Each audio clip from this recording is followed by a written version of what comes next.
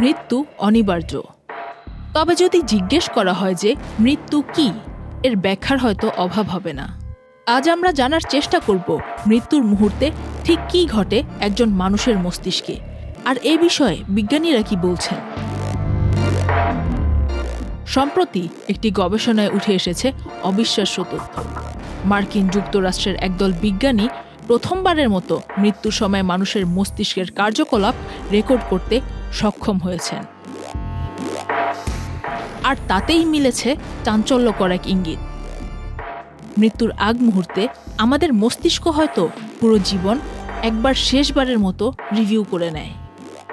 বিজ্ঞানীদের তথ্য মতে মৃত্যু পথযাত্রী এক রোগীর হৃদযন্ত্রের স্পন্দন বন্ধ হওয়ার আগে ও পরের 30 সেকেন্ডে মস্তিষ্কের কার্যক্রম পর্যালোচনার জন্য চিকিৎসকেরা তার মাথায় একটি বিশেষ যন্ত্র যুক্ত করেন। এ সময় মোট 900 সেকেন্ড মস্তিষ্কের তরঙ্গের দৈর্ঘ্য ধারণ করা হয়। মস্তিষ্কের তরঙ্গের রেকর্ড থেকে দেখা গেছে মস্তিষ্কের স্মৃতি ও স্মৃতি পুনরুদ্ধারের সঙ্গে জড়িত ক্ষেত্রসমূহ মৃত্যুর কিছু পরেও সক্রিয় ছিল।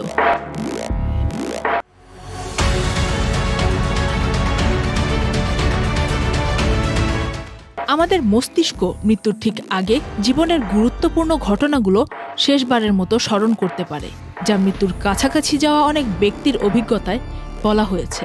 এই নতুন ফলাফল ঠিক কখন জীবন শেষ হয় সে সম্পর্কে আমাদের ধারণাকে চ্যালেঞ্জ করে।